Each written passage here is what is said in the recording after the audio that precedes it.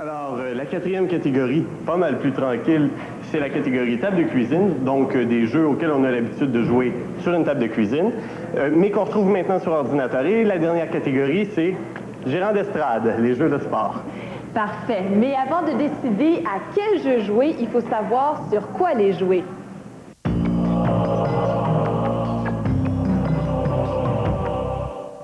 Jouer, c'est très bien, mais il faut aussi savoir choisir sa plateforme de jeu. Vous pouvez jouer avec votre ordinateur, PC ou Macintosh, ou encore vous procurer une console spécialisée comme la PlayStation de Sony ou encore la Nintendo 64 que vous branchez sur votre téléviseur. Première question, ordinateur ou console? Il y a évidemment des considérations de prix.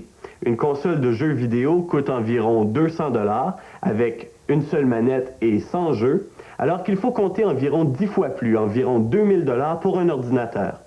Les jeux, quant à eux, se situent dans une fourchette de prix comparable, entre 40 et 100 $ chacun. La Nintendo 64, c'est la dernière incarnation de la console qui nous a fait connaître Mario. Sa technologie 64 bits lui confère une qualité graphique exceptionnelle. Elle a recours à des cartouches, ce qui vous permet de ne pas perdre trop de temps à attendre que le jeu finisse par démarrer. Mais il y a relativement peu de jeux sur le marché pour la Nintendo 64. Heureusement qu'ils sont souvent d'excellente qualité, comme GoldenEye ou l'extraordinaire Super Mario. La PlayStation de Sony, pour sa part, a recours à des disques compacts, ce qui mettra votre patience à l'épreuve quand vous voudrez lancer un jeu. Mais le catalogue de jeux pour la PlayStation est beaucoup mieux garni que celui de la Nintendo. La PlayStation est particulièrement reconnue pour ses jeux d'action et ses simulations de sport. Mais la qualité du graphisme de la PlayStation ne se compare pas à celle de la Nintendo 64.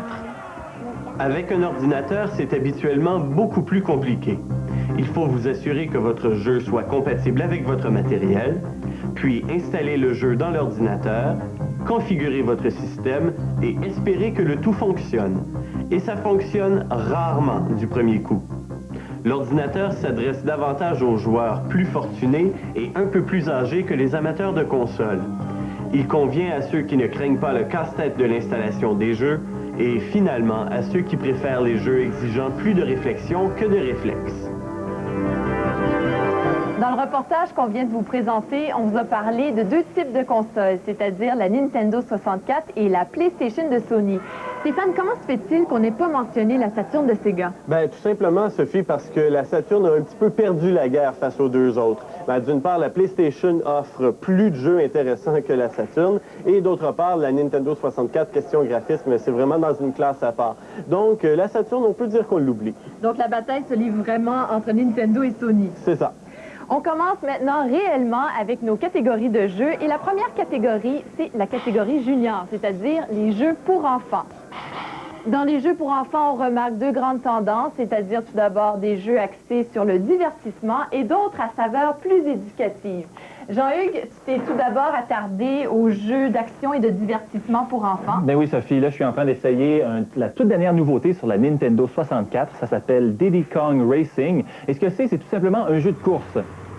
Alors, rien de révolutionnaire. Sinon, autrement de simplement rouler avec des petites voitures, on peut aussi aller sur l'eau avec des aéroglisseurs et même carrément s'envoler dans les airs avec des avions.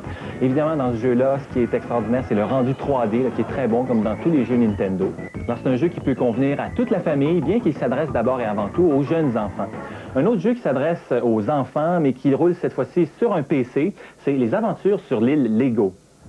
Ici, on est dans l'univers familier des petits blocs de couleurs. Les graphiques sont assez réussis, mais ça manque un peu d'action. Bref, c'est quand même intéressant si on aime les Lego.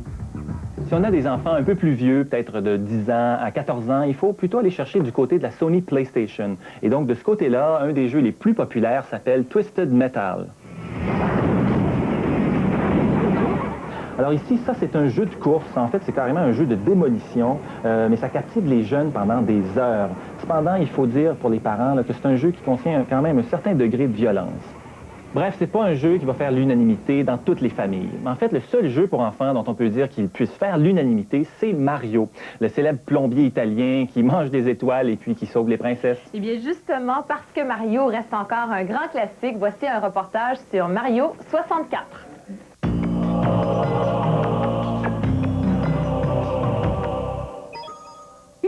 Oui, Mario! Alors? Même s'il a fait son apparition il y a maintenant 1 an et demi, Super Mario 64 continue de charmer les enfants.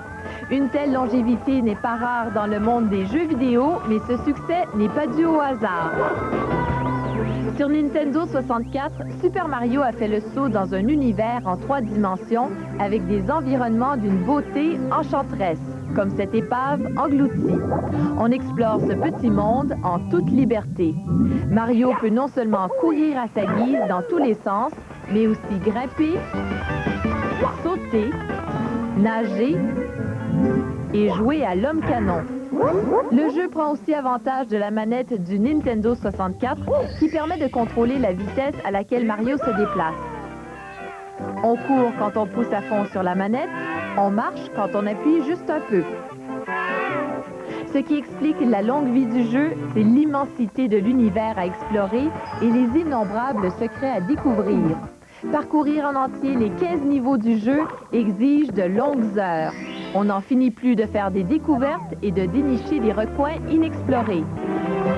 Vendu environ 90 $, Super Mario 64 constitue un investissement sûr pour tous les parents en quête d'un jeu qui n'aboutira pas sur une tablette après quelques semaines. Le jeu justifie à lui seul l'achat du Nintendo 64. Here we go! Après la pause, envolez-vous avec Flight Simulator 98. Le beau-frère essaie de se brancher sur Internet à sa façon. Oui, mais comme on ben allé, Oui, ce serait tellement plus simple avec le service Sympathico. Ah! C'est la façon de découvrir Internet. C'est prêt! Déjà? Oui, monsieur, paye sur le piton. Oui.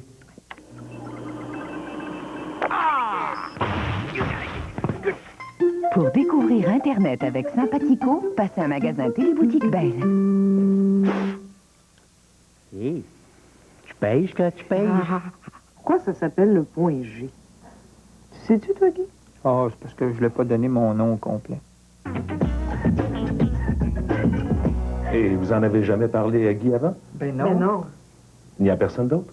Ben, à part mon ami Loulou, mon ami Nicole, la voisine Martine, ma cousine Cécile, puis les filles de mon département, non, jamais. Un vrai gars et une vraie fille. Guy A. Lepage et Sylvie Léonard. Un gars, une fille, samedi 19h. Ici Claude Saucier, à Bonjour chez vous, on dit bonjour les vacances. En décembre, nous offrons 4 voyages pour Cuba. Tous les lundis jusqu'au 22 décembre, on fait tirer un voyage pour 2 personnes. Identifiez les objets que nous mettons dans la valise ici tous les jours de la semaine à l'émission Bonjour chez vous. Et le vendredi jusqu'au dimanche, vous téléphonez pour nous donner la liste des 5 objets. Et vous téléphonez à 1-900-870 bonjour. 1-900-870 bonjour et bonne chance.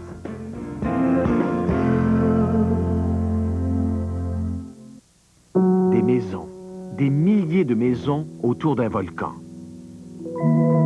Le Vésuve, un volcan toujours actif. À quand la prochaine éruption? Le Vésuve, dimanche, à découverte. Bonjour chez vous. Pour démarrer votre journée en douceur avec nos collaborateurs et nos nombreux invités tous les jours de la semaine, les dernières nouvelles, la revue de presse, l'actualité culturelle, financière, sportive, la pluie et le beau temps, et 1001 sujets qui alimenteront vos petits matins. Bonjour chez vous. De 6h à 9h, du lundi au vendredi. Savez-vous d'où vient vraiment Si j'achète un chien en animalerie, je ne sais pas d'où il vient le chien. votre chien? Ces chiens-là ne quittent pas une cage dans laquelle ils ne peuvent même pas se tourner. La facture, mardi 19h30. Être sincère avec soi-même peut parfois coûter cher, mais quelle paix de l'âme on peut acquérir et quelle lucidité pour juger des gens et des choses. Une vie à lutter pour l'émancipation des femmes, Thérèse Casgrain, l'aristocrate aux barricades, mardi 21h. Sous le règne de la peur, le volcan s'éveille. Un monde en ébullition, le volcan tranquille, mercredi 20h.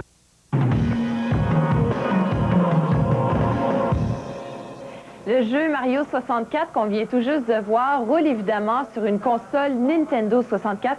Jean-Hugues, c'est quoi le grand avantage de jouer sur une console? Bien, un des avantages d'avoir une console à la maison, c'est qu'on peut aller dans la plupart des clubs vidéo et louer des cartouches, ce qui n'est pas possible en règle générale si on a un PC à la maison.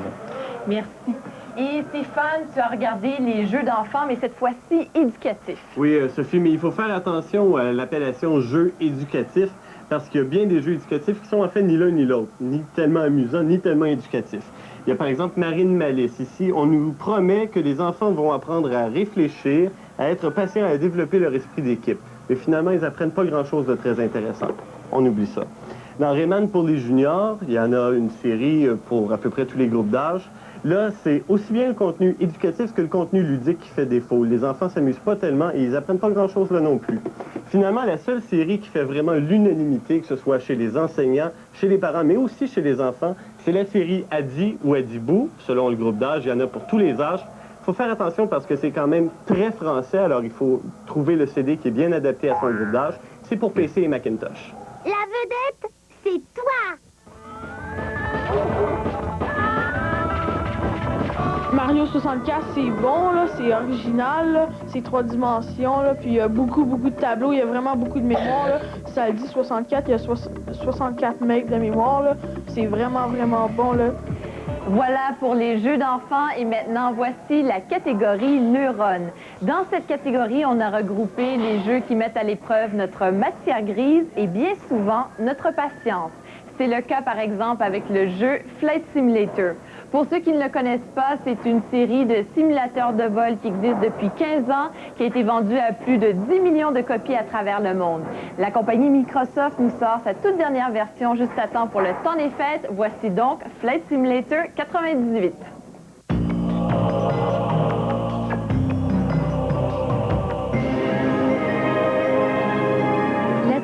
Flight Simulator a pris son envol il y a maintenant 15 ans et Microsoft a décidé de la dépoussiérer un peu pour cette édition 98. On vole maintenant dans un environnement graphique plus détaillé, surtout si on dispose d'un ordinateur équipé d'une carte accélératrice 3D comme sur ces images. Selon les experts, Flight Simulator 98 simule le pilotage d'avions civils et commerciaux avec un réalisme sans précédent.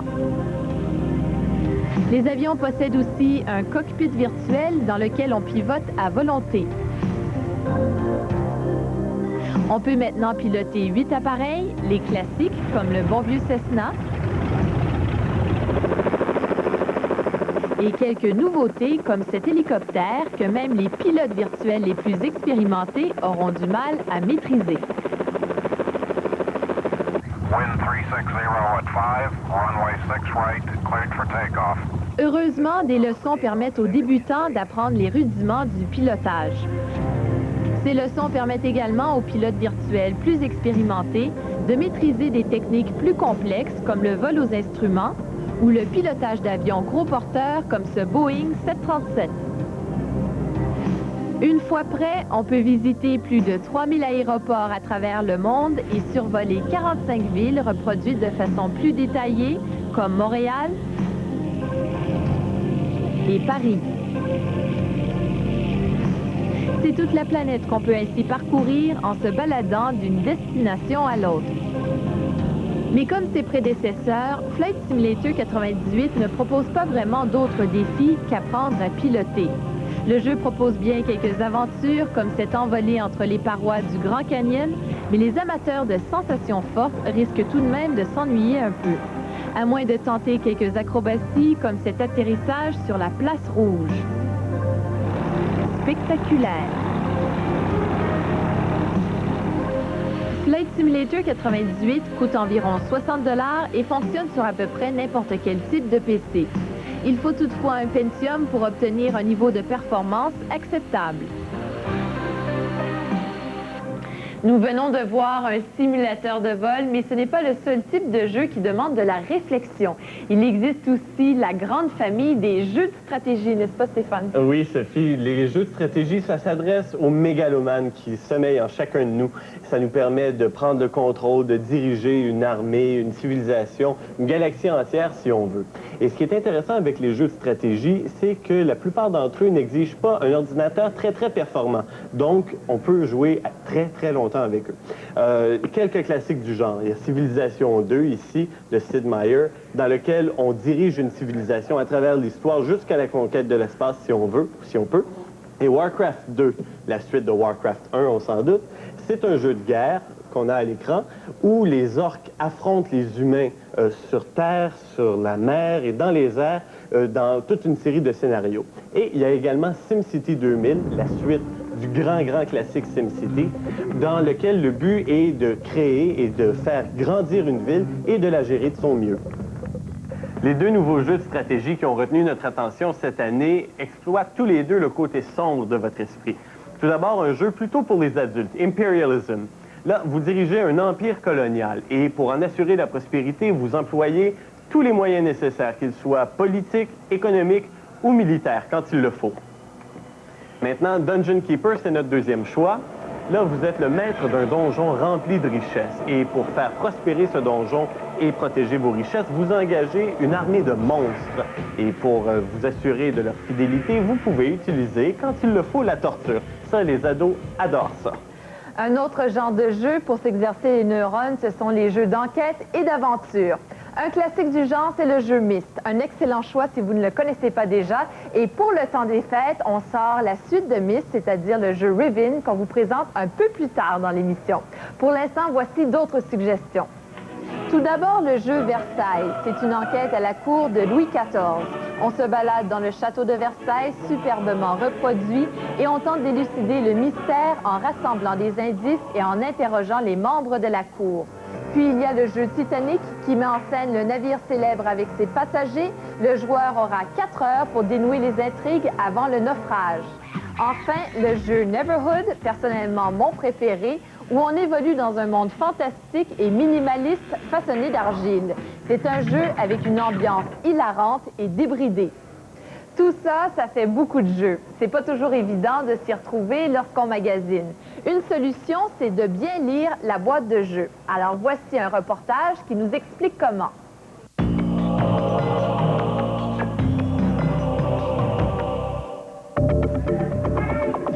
Les boîtes de jeux vidéo sont conçues d'abord et avant tout pour attirer votre attention. Mais ne vous attendez surtout pas à retrouver ceci sur l'écran de votre ordinateur.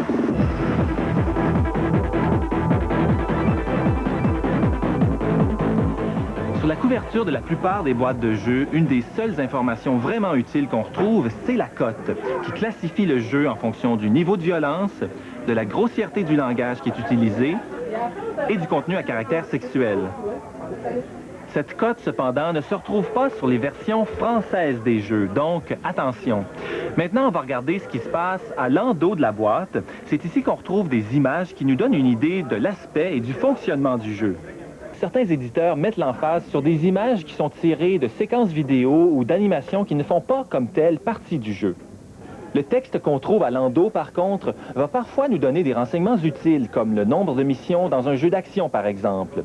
C'est là aussi qu'on va vous dire si le jeu peut se jouer en réseau ou pas. Dernière partie, mais non la moindre, la tranche. C'est ici qu'on va vous dire si le jeu va fonctionner sur un Macintosh ou sur un PC, par exemple. Et c'est ici qu'on va vous dire ce que votre ordinateur doit contenir pour faire fonctionner le jeu. La puissance de son processeur, la quantité de mémoire, etc. Notez bien aussi que de plus en plus de jeux exigent que votre ordinateur possède des composantes particulières. C'est le cas notamment avec ce qu'on appelle les cartes accélératrices 3D, sans lesquelles certains jeux ne fonctionneront tout simplement pas. En terminant, un mot sur le français. Il faut savoir que ce n'est pas parce qu'une boîte est rédigée en français que le jeu qu'elle contient a été traduit d'un bout à l'autre. C'est le cas par exemple avec cette version de Diablo. Il n'y a que le manuel de l'utilisateur qui est en français. Le jeu, lui, est en anglais.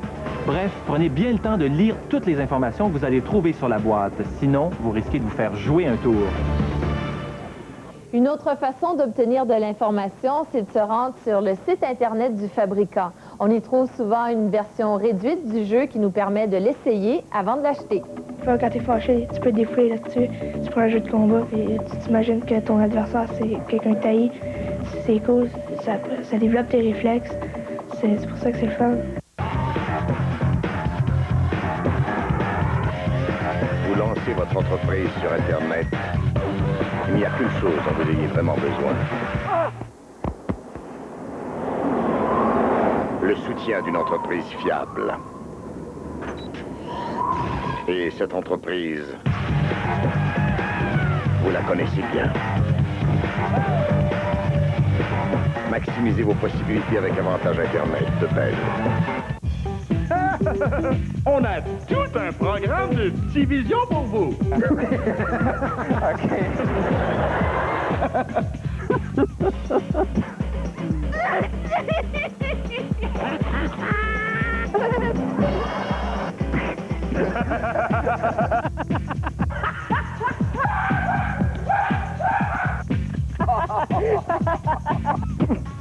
Juste pour rire cette semaine. Manquez pas ça. Parce que chaque jour, ils sont sur la corde raide. Parce qu'ils nous font vivre des émotions fortes et nous entraînent toujours plus loin. Parce qu'ils nous prêtent leur voix, leurs gestes, leurs regards et leur vision unique. Parce qu'ils nous touchent par la grâce de leur talent. Hommage à nos créateurs. Animé par Jean-Pierre Ferland et Buffy Sainte-Marie, le gala des prix du gouverneur général pour les arts de la scène, au beau dimanche dès 20h. Ces gens-là, ils restent comme hantés par l'image du feu. Au-delà des soins physiques, les grands brûlés ont besoin de réconfort. Il faut avoir beaucoup d'espoir, il faut leur donner le goût d'avancer et de recommencer. Enjeu, mercredi 21h.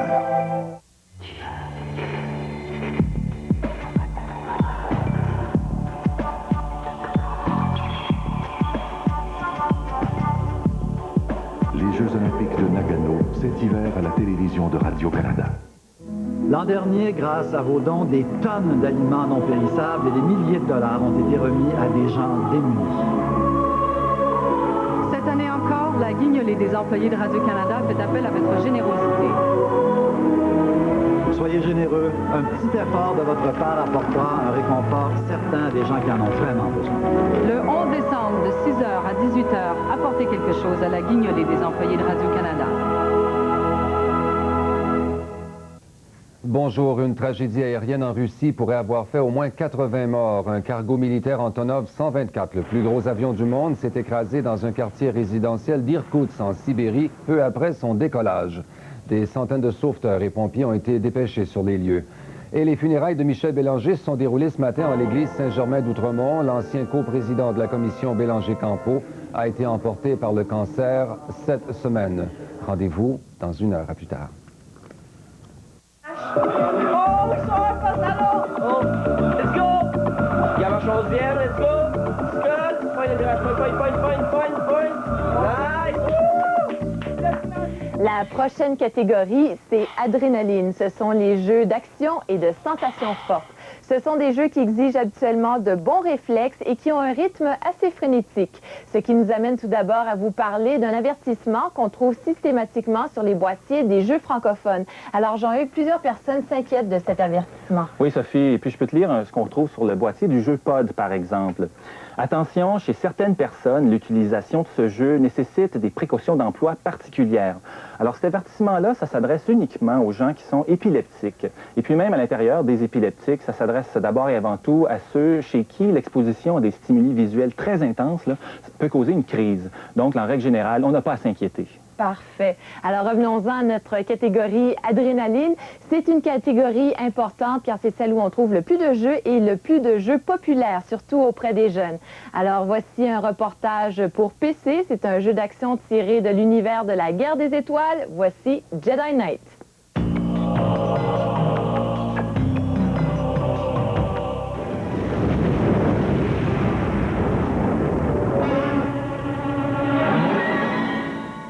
Comme dans le film La Guerre des Étoiles, Jedi Knight repose sur une confrontation entre le bien et le mal. Dans le rôle du héros, il nous faut déjouer les plans d'un vilain digne de Darth Vader qui cherche à prendre le contrôle de la galaxie.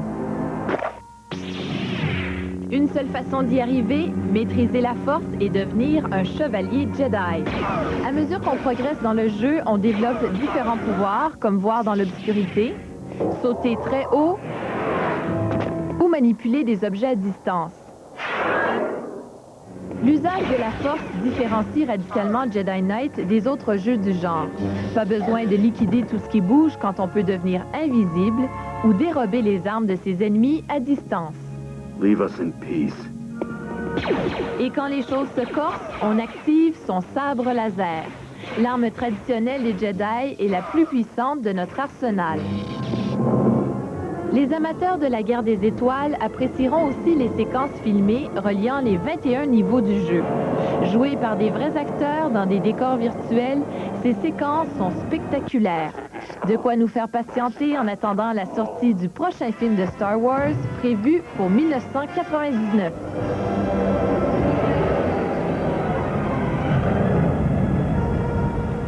Le jeu Jedi Knight qu'on vient tout juste de voir est en 3 dimensions. Stéphane, on peut dire que le 3D, c'est un peu la grande tendance actuellement dans les jeux, hein? Oui, surtout dans les jeux d'action. À peu près tous les grands titres qui sortent actuellement sont en 3D. Quand il s'agit de jeux pour console, c'est pas un problème parce que les consoles qu'on parle de Nintendo 64, PlayStation, Sega Saturn sont justement conçues expressément pour générer ce type de graphique-là. Ce qui n'est pas le cas quand on parle d'un ordinateur. Et c'est pour ça qu'on trouve sur le marché actuellement ce qu'on appelle des cartes accélératrices 3D. Ça, ce sont des cartes qu'on installe dans notre ordinateur et qui servent à améliorer les performances des jeux en 3D. Justement, on a préparé un reportage sur le sujet pour démystifier l'univers des cartes 3D.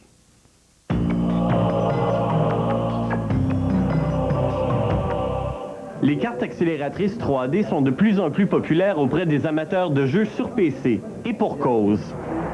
Certains jeux, comme NHL 98, changent radicalement de look avec une de ces fameuses cartes, même sur un ordinateur peu puissant comme ce Pentium 120. Sans la carte, avec la carte.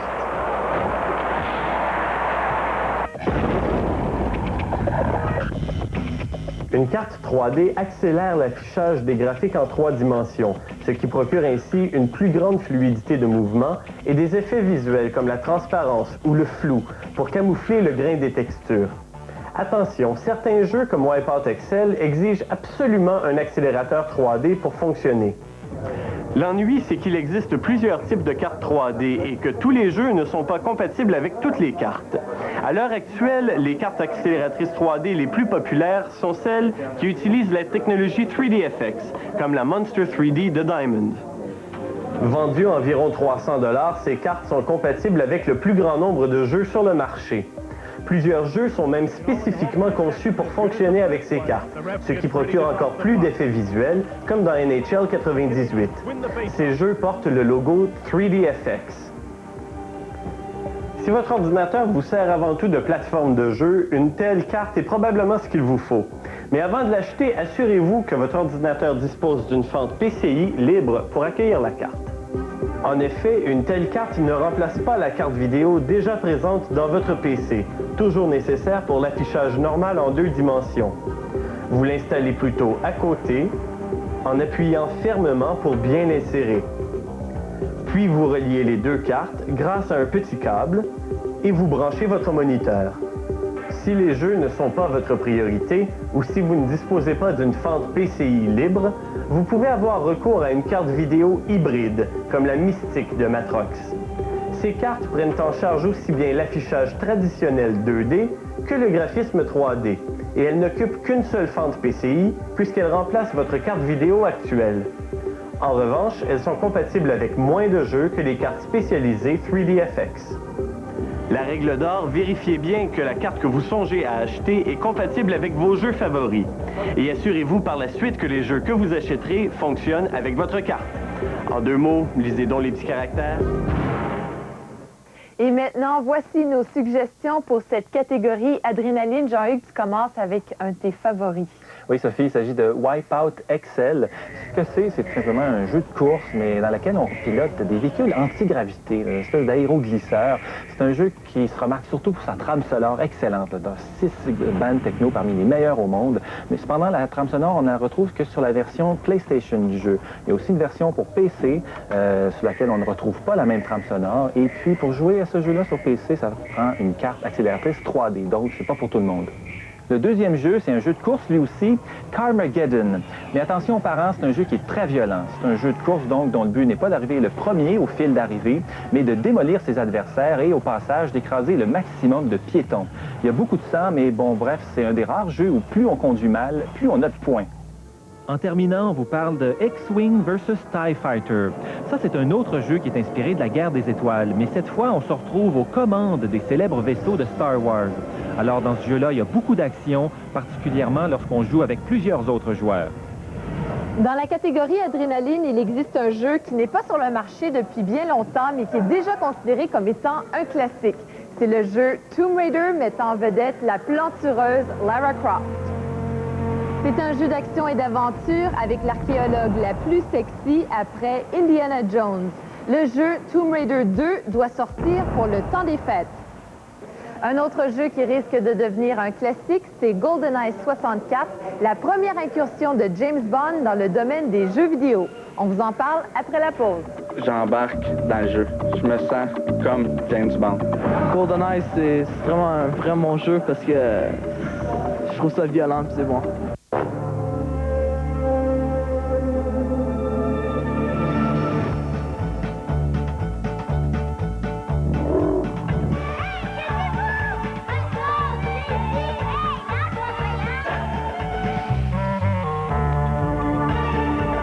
Une entreprise qui a déjà branché près de 1000 écoles du Québec sur Internet permet à nos élèves d'étudier le monde.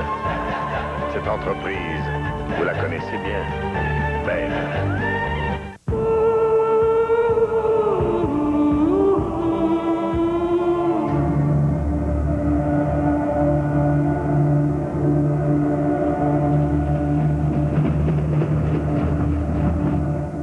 J'ai jamais imaginé la vie sans toi, Léo.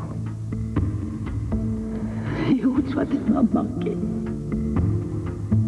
Reste avec moi, Léo. Papa, comment je vais faire? La part des anges, dès le 8 janvier.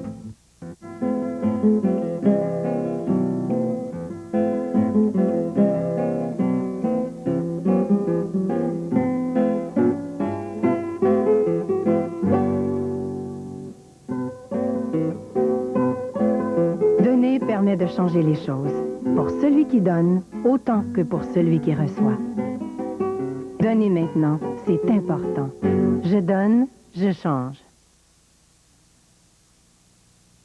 Savez-vous d'où vient vraiment? Si j'achète un chien en animalerie, je ne sais pas d'où il vient le chien.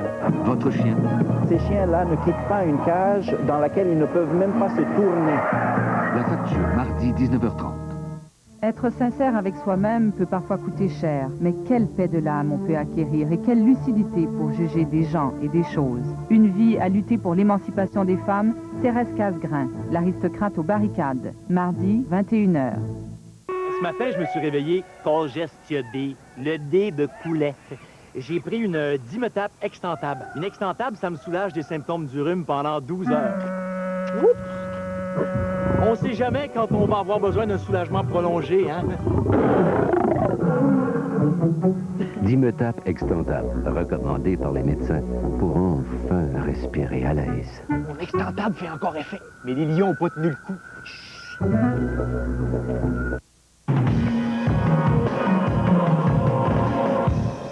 Le jeu de l'année sur la console Nintendo 64 met en vedette nul autre que l'agent 007.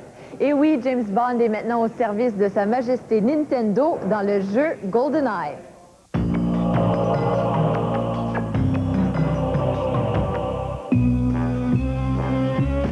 Comme dans le film GoldenEye, l'agent 007 doit déjouer les plans d'une organisation criminelle qui menace les grandes villes du monde à l'aide d'un satellite. Même s'il fait partie des jeux vidéo violents, GoldenEye 64 possède une personnalité bien à lui. Il colle de près au film qui l'a inspiré. On visite les repères souterrains, les plaines enneigées de la Sibérie, une base de missiles et même les rues de Saint-Pétersbourg. Les environnements sont superbes et totalement interactifs. Les balles perdues écorchent les murs et on peut détruire à peu près tous les objets que l'on rencontre. Comme tous les jeux du genre, GoldenEye 64 donne surtout dans la fusillade. Mais les 24 missions du jeu comportent aussi une série d'objectifs. Vol de documents, libération d'otages, évasion ou encore sabotage. Vous savez vous servir de cela. Pour les accomplir, on a accès à tout un arsenal d'armes et de gadgets électroniques. Un mode multijoueur permet aussi de jouer entre amis. Le Nintendo 64 n'a pas son pareil pour reproduire un environnement 3D et GoldenEye en tire profit au maximum. On se balade à sa guise dans chacun des niveaux et les pauvres ennemis que le beau James transperce de balles meurent avec un réalisme saisissant. GoldenEye 64 coûte environ 80 $ et il s'agit d'un des meilleurs jeux produits pour le Nintendo 64 jusqu'à maintenant. Un heureux mélange d'action débridée et de stratégie comme les meilleurs films d'espionnage, avec en prime le charme irrésistible de l'agent 007. On passe maintenant à notre prochaine catégorie, c'est-à-dire la catégorie table de cuisine. On y regroupe les jeux de société et les jeux de table qu'on trouve maintenant en version informatique. Le premier jeu est fait au Québec par la compagnie Ribbit. On a connu la compagnie il y a quelques années lorsqu'elle nous a proposé ses casse-têtes en 3 dimensions. Eh bien, cette fois-ci, elle nous propose une nouveauté, un casse-tête en 3 dimensions sur CD-ROM. Voici donc le casse-tête virtuel de la cathédrale Notre-Dame de Paris.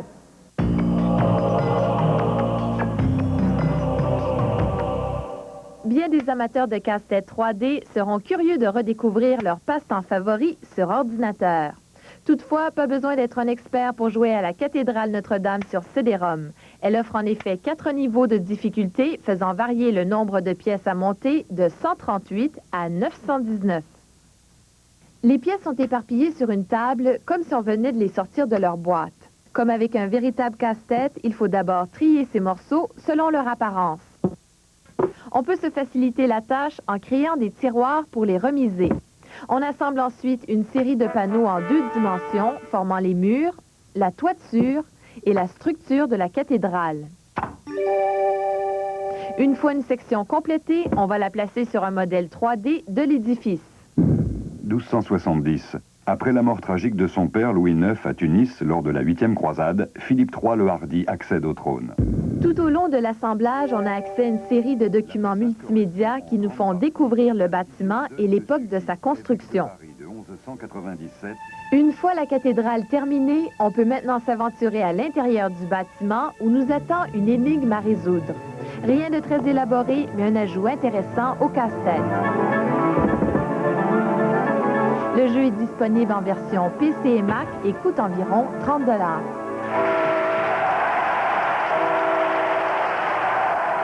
Plusieurs jeux de société ont fait le saut dans le virtuel. On retrouve maintenant des jeux comme Risk, comme Yahtzee, comme Clou et Othello. Même le bon vieux Monopoly se trouve maintenant sur format CD-ROM. En fait, ils ont même fait une version Monopoly, Guerre des étoiles. En fait, toutes ces reproductions sont assez fidèles à leurs ancêtres sur table. Ils n'ont pas vraiment d'amélioration par rapport aux originaux, mais on les recommande tout de même aux gens qui n'ont pas de partenaire de jeu, car dites-vous bien que l'ordinateur ne se tannera jamais de jouer contre vous. Pour les échecs, on recommande Chessmaster 5500. C'est le jeu d'échecs informatique par excellence et il continue de s'améliorer. Il commente maintenant nos coups à haute voix. Il a de multiples niveaux de difficulté et constitue même un adversaire coriace pour les experts. Enfin, un autre type de jeu de table, ce sont les jeux de rôle, qui sont toujours aussi populaires chez les jeunes. On pourrait les comparer aux livres dont vous êtes le héros ou encore aux jeux Dungeons & Dragons. Donc, pour la console PlayStation, nous vous recommandons Final Fantasy VII ou encore pour le PC, nous vous recommandons Lands of Lore, les gardiens de la destinée.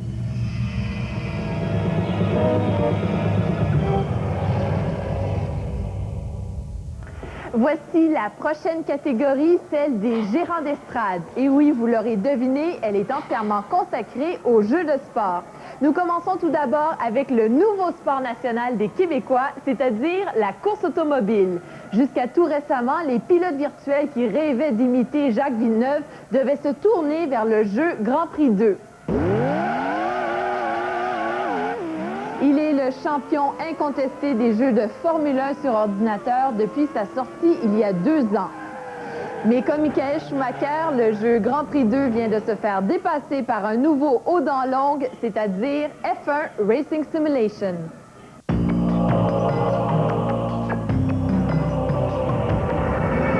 En créant F1 Racing Simulation, Ubisoft s'est fixé un objectif de taille, détrôner Grand Prix 2, le champion incontesté des jeux de course de Formule 1. Le nouveau jeu d'Ubisoft vise d'abord les authentiques maniaques de Formule 1. Il permet d'imiter Jacques Villeneuve et de se glisser dans la peau d'un pilote de course pour le meilleur et pour le pire. Une seule condition, il faut posséder un ordinateur assez puissant pour faire fonctionner le jeu. Sur le plan visuel, F1 Racing Simulation est plutôt impressionnant. Les 16 circuits du championnat 96 de Formule 1 sont méticuleusement reproduits, comme Monaco, Spa, Suzuka et Montréal. Aucun détail n'a été oublié. Les dérapages laissent des traînées de fumée et des traces de pneus sur l'asphalte. Sous la pluie, les voitures soulèvent des gerbes d'eau et même les arrêts au puits sont spectaculaires.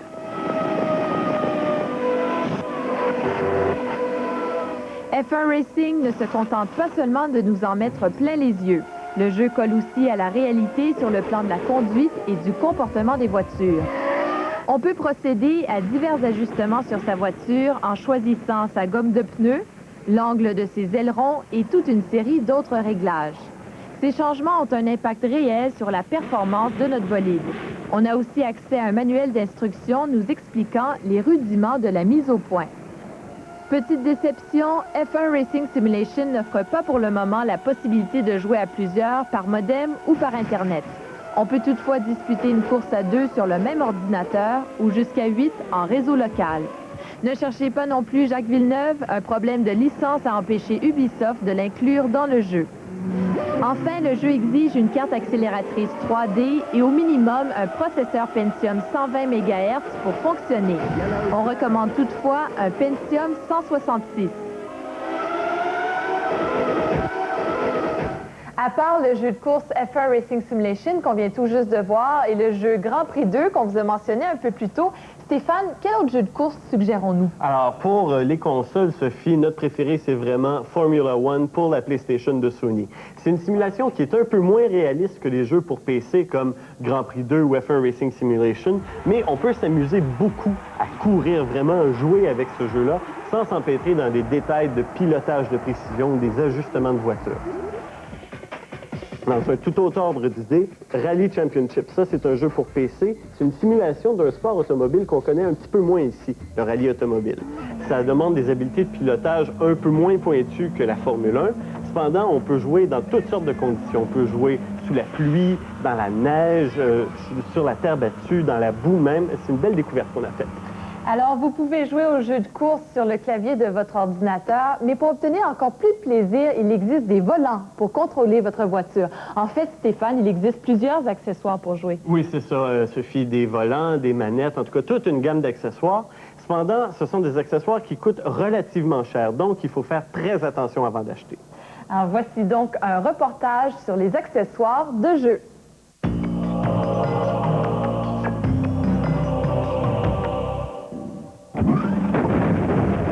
Afin de tirer le maximum de vos jeux favoris, vous voudrez éventuellement laisser de côté le clavier et la souris de votre ordinateur pour aller voir du côté des accessoires spécialisés.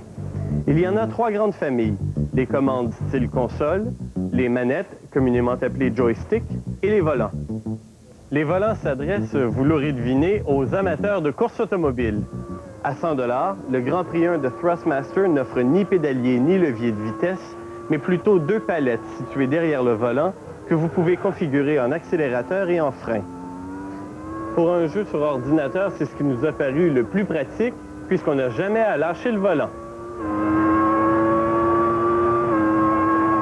Les manettes, quant à elles, s'adressent d'abord aux amateurs de simulateurs de vol, mais elles peuvent aussi servir aux jeux d'exploration et de combat. Recherchez d'abord une manette qui convient à votre main. Est-elle de la bonne grosseur? Est-elle solide? Les boutons tombent-ils naturellement sous vos doigts? Recherchez aussi une manette qui vous permet de programmer ces boutons pour leur faire exécuter les commandes de votre choix. Nous vous recommandons la Wingman Extreme Digital de Logitech à 70 $. Sa poignée est très confortable, ses boutons sont faciles d'accès et elle est très robuste sous la main. Si vous êtes amateur de jeux de console, vous voudrez peut-être vous procurer une commande semblable pour votre ordinateur. Ce sont les commandes préférées des amateurs de jeux d'action et de sport ultra rapides parce que toutes les fonctions se trouvent au bout des doigts. La Sidewinder Gamepad de Microsoft est le meilleur achat selon nous. À 50 $, elle est un peu chère, mais elle est très agréable en main pour les longues séances de jeu et tous les boutons sont au bon endroit. Attention, vous ne pourrez pas vous en servir avec vos jeux qui ne roulent pas dans Windows 95. Selon vos jeux préférés, vous choisirez l'accessoire qui convient le mieux à vos goûts et à votre budget. Mais certains irréductibles continueront de ne jurer que par leur bon vieux clavier d'ordinateur. Et pourquoi pas? Dans la catégorie gérant d'estrade, nous vous avons présenté les jeux de course. Évidemment, il existe d'autres sports. Alors, pour terminer cette catégorie, Stéphane, quelques petites suggestions. Oui, alors Sophie, pour notre véritable sport national, le hockey, un seul choix, un must pour tous les amateurs de hockey, c'est NHL 98, qui est offert en version PC et en version PlayStation. Pour le baseball, maintenant, notre choix s'est arrêté sur Triple Play 98, également pour PC et PlayStation. C'est un bon compromis entre réalisme et le pur plaisir de jouer. Pour le football américain, maintenant, Madden Football, c'est notre choix pour cette année également. Il est offert en plateforme Nintendo 64, PC et PlayStation. Là, on a essayé la version Nintendo 64. Bien sûr, comme tous les autres jeux pour la Nintendo, la qualité graphique est absolument exceptionnelle. Et ce qui est intéressant et ce qui est plutôt rare pour un jeu de console, c'est l'étonnante profondeur, c'est-à-dire le choix de jeu qu'on peut avoir aussi bien à l'offensive qu'à la défensive. C'est un très bon jeu. Tous les propriétaires d'ordinateurs, PC ou Macintosh, ont au moins un jeu de golf dans leur ordinateur. Bien, pour les Tiger Woods de salon, nous suggérons cette année la série Lynx. Et finalement, pour l'amateur de pêche, que nous sommes tous secrètement, oui, il faut l'avouer, Trophy Bass, un jeu de Sierra, qui est offert sur PC. C'est, comme le nom l'indique, une simulation de pêche sportive et c'est étonnamment absorbant, croyez-le ou non. Merci Stéphane. Alors voilà pour les 5 catégories. Après la pause, on vous présente nos coups de cœur et nos hauts le cœur. Ben, c'est mieux que regarder la TV. Regarder la TV, c'est beau, mais jeux vidéo, c'est toi qui décides qu'est-ce que tu fais. Tu bouges à gauche, à droite. Tandis qu'à la TV, c'est tout déjà fait. Tu regardes ça, le bonhomme il bouge, c'est bien beau. Le beau-frère essaie de se brancher sur Internet à sa façon. Oui, mais comme mon bénaïe, oui. Ce serait tellement plus simple avec le service Sympathico. Ah! C'est la façon de découvrir Internet. C'est prêt! Déjà? Oui, monsieur, paye sur le piton. Oui. Ah! Pour découvrir Internet avec Sympathico, passez un magasin Téléboutique Belle. Hey, tu payes quand tu payes? L'an dernier, grâce à vos dons, des tonnes d'aliments non périssables et des milliers de dollars ont été remis à des gens démunis. Cette année encore, la guignolée des employés de Radio-Canada fait appel à votre générosité. Soyez généreux. Un petit effort de votre part apportera un réconfort certain à des gens qui en ont vraiment besoin. Le 11 décembre, de 6h à 18h, apportez quelque chose à la guignolée des employés de Radio-Canada. Chez Chrysler, on s'est donné comme mission d'aller chaque jour un peu plus loin. Plus loin en matière de design et plus loin en matière de confort, de performance, de fiabilité et de service. Et chaque jour, depuis 5 ans, on a tenu promesse. On a créé les premières voitures à habitacle avancé au monde. On a osé améliorer un véhicule que tout le monde jugeait déjà exceptionnel. Et on a même réinventé ce qu'on avait nous-mêmes inventé. Aujourd'hui, Chrysler poursuit sa route de belle façon avec la Plymouth Prowler, le premier hot rod de série au monde. Et très bientôt, nous permettrons d'entrer dans le 21e siècle avec la deuxième génération de nos berlines à habitacle avancé. Alors, si vous pensiez qu'on allait s'arrêter un jour, détrompez-vous. On ne peut pas arrêter des passionnés. On peut juste leur permettre d'aller encore plus loin.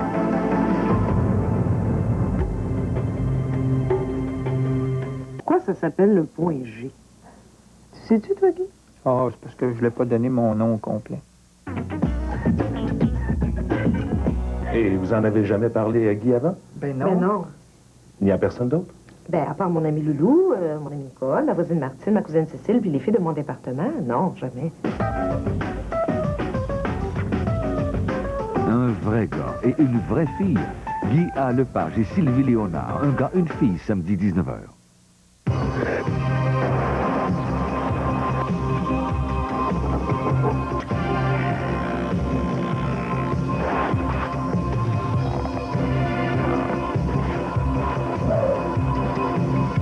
Minal and Valamis.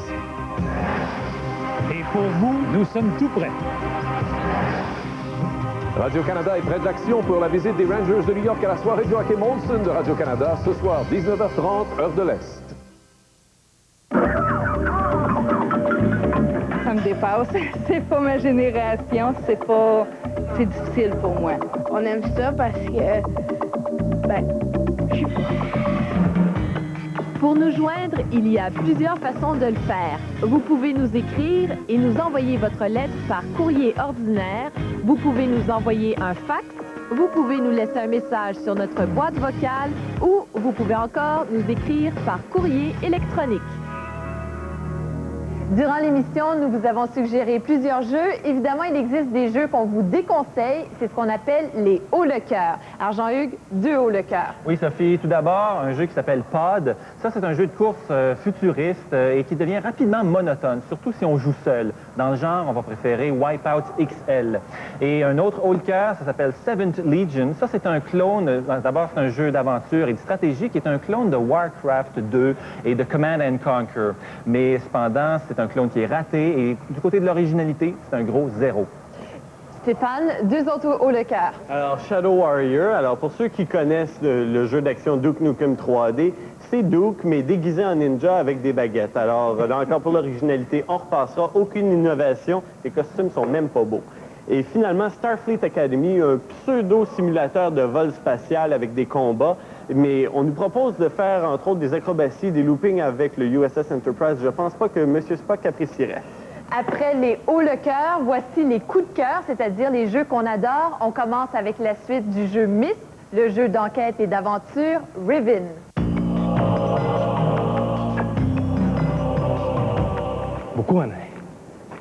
C'est là. Riven nous transporte dans un livre contenant un monde mystérieux composé de 5 îles et de 5 CD-ROM. Un univers très vaste possédant sa langue, sa culture et sa technologie. Au départ, on est complètement perdu. Il nous faudra explorer, observer et comprendre pour compléter notre mission. Comme Myst, Riven est un jeu d'aventure solitaire où l'action cède le pas à l'enquête et à la réflexion. Cependant, on ne dispose pas d'une totale liberté de mouvement.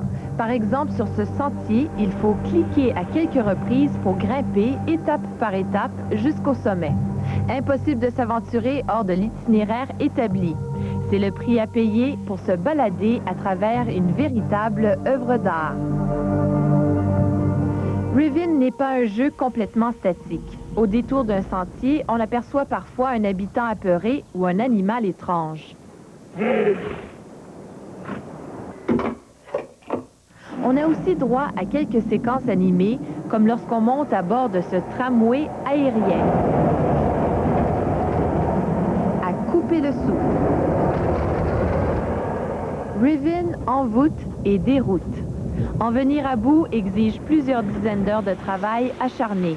On se heurte à toute une série d'énigmes et d'obstacles magistralement intégrés à l'univers du jeu. Comme ce portail cadenassé qu'on n'arrivera jamais à franchir jusqu'à ce qu'on pense à se glisser en dessous. Ou encore cette machine mystérieuse qu'il faut réussir à comprendre.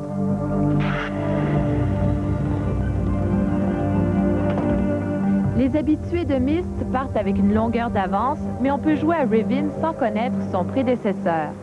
Le jeu fonctionne aussi bien sur PC que sur Mac et son prix est d'environ 40 $. Une version française est déjà disponible et on vous la recommande en raison des nombreuses pages de texte à lire dans le jeu. Riven nous propose un voyage qui exige de l'astuce et une bonne dose de patience. Seuls les plus tenaces auront le privilège d'en voir la fin. Nous nous reverrons peut-être. Vous savez où me trouver. C'était notre premier coup de cœur, le jeu Riven. Stéphane, ton coup de cœur personnel? Bon, c'est peut-être pas le jeu le plus excitant en ville. C'est un jeu de golf, la version 1998 de Link Celeste. C'est le jeu le plus absorbant que je connaisse sur la Terre. Ton préféré. Oui. Jean-Hugues, toi, tu as 2 jeux préférés? Oui, Sophie, tout d'abord, Formula One, un jeu de course automobile qui vient chercher le Jacques Villeneuve qu'on a à chacun de nous. C'est particulièrement captivant lorsqu'on peut jouer à 2. Le second jeu, c'est Flight Simulator 98. Je viens de le découvrir. C'est un jeu, donc, c'est une simulation aérienne et avec laquelle on peut faire voler un 747, un 737 plutôt, sous le pont Jacques-Cartier. Wow! Et voilà, c'était tout pour notre émission spéciale sur les jeux. Si vous voulez revoir les informations qu'on vous a mentionnées durant l'émission, vous pouvez toujours consulter notre site Web. On vous souhaite un bon temps des fêtes. Au revoir!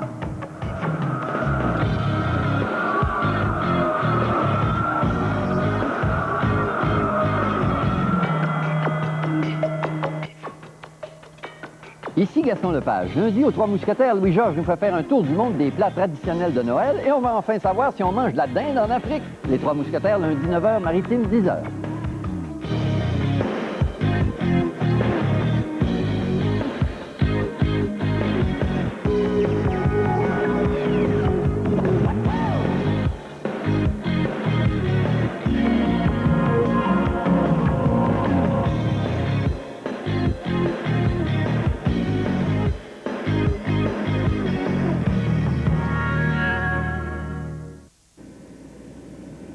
Bye bye.